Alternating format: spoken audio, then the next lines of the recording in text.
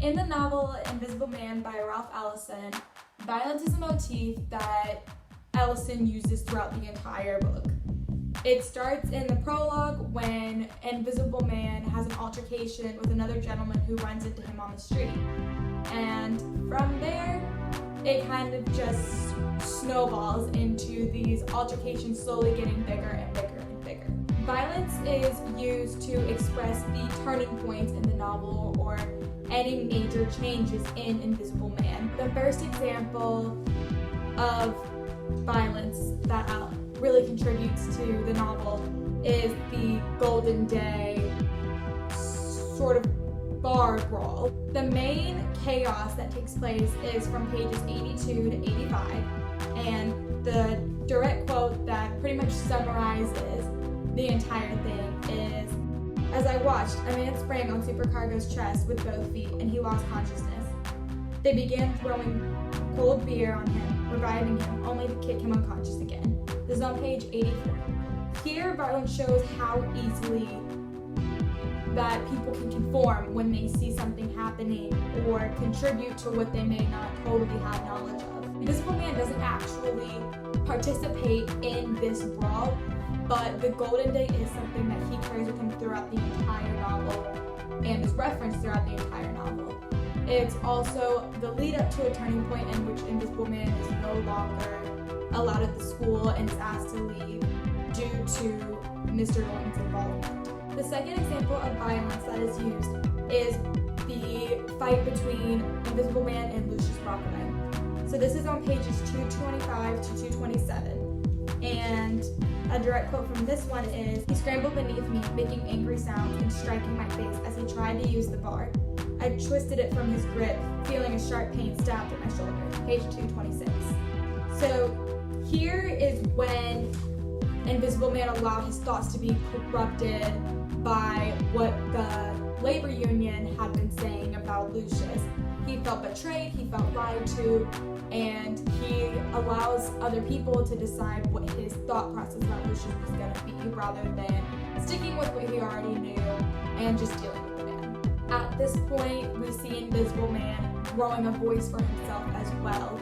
He would cower and let people speak for him and just do what everybody said and just follow everybody's, guidelines and rules. And having just been betrayed by, these letters of recommendation, he grew himself in this and found his own voice and found his confidence in saying, "No, I don't agree with this isn't okay."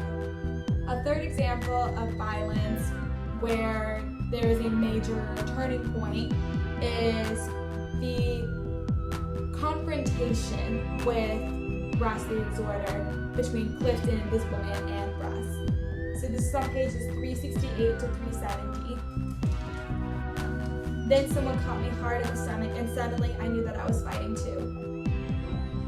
He wasn't down, and he wasn't out, but I caught him 2 good ones, and he decided to fight elsewhere." Page 369. So, right before this, Invisible Man was told, "We do not fight, we do not engage in any type of violence, we are peaceful, we stay calm, we stay collected, no matter the situation." Invisible Man allowed himself to become wrapped up in this big fight that took out, which led him to meeting Brass. Brass begins to tell him all these things that, the Brotherhood's corrupted, they're not preaching the right things, they should be preaching this, and it becomes a confrontation between them, arguing and also trying to understand why he's saying this and if what Ross is saying is true. This is the first point in which Invisible Man starts to question the Brotherhood and his purpose with the Brotherhood. The next big example of violence is in Clifton's death, which is page 436. "I heard rapid explosions, and the cop sitting up straight now and rising to his knees, looking steadily at Clifton, and Clifton still facing the cop and suddenly crumpling." Page 436. So people can act out of fear and out of anger, and this cop had no reason to shoot Clifton except for the fact of his race. Invisible Man saw the entire thing between Clifton and the cop, and this was his major turning point. I'm done with the brotherhood. This is wrong. They're not working.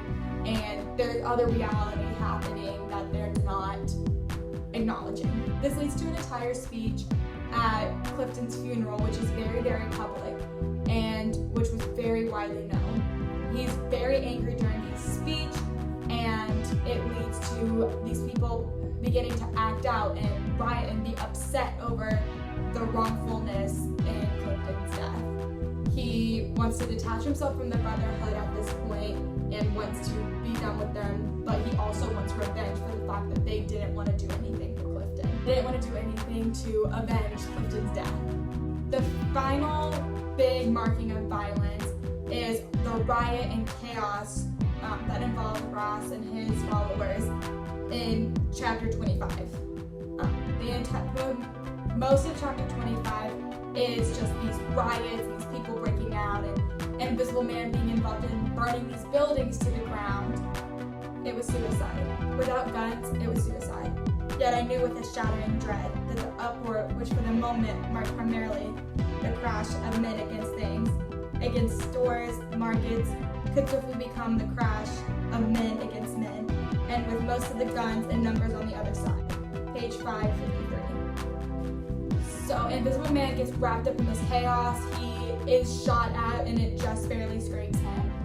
He's extremely his head is extremely foggy and chaos, and he has cut himself from the brotherhood. He's decided to be his own person, to find his own identity.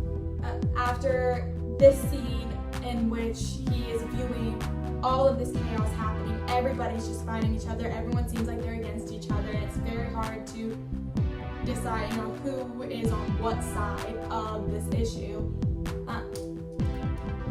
Invisible Man actually does see Ross again, but Ross this time is saying, grab him, don't believe anything he says, he's a traitor, his words are lies, everything he says is lies, he's against us, he's against progress.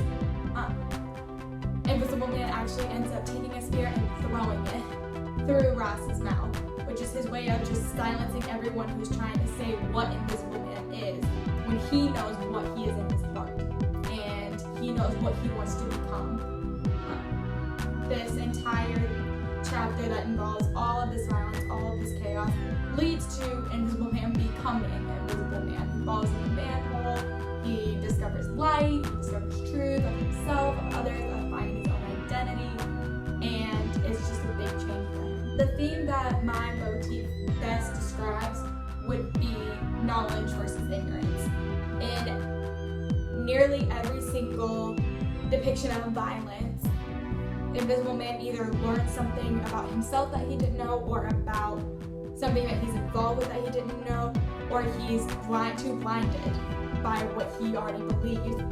A good example of him learning something would be Todd Clifton's death. He learned that the Brotherhood just isn't working anymore. And an example of how he's being ignorant is the confrontation with Ross, is he's not really, an example of ignorance would be the confrontation with Ross, the very first one, when Bert actually meets him face to face, because Ross is saying all these things, and some of them are true, and although Invisible Man kind of wants to believe it, he's letting the words of the Brotherhood echo in his head, and he's just being ignorant and just kind of ignoring it, just saying, what he says are lies, what he says is true, he's just an extremist. Overall, violence is a very important motif. It is extremely contributing to the novel in the sense of deciding, the turning points of man versus idea, man versus self, and is extremely important to have and to have included.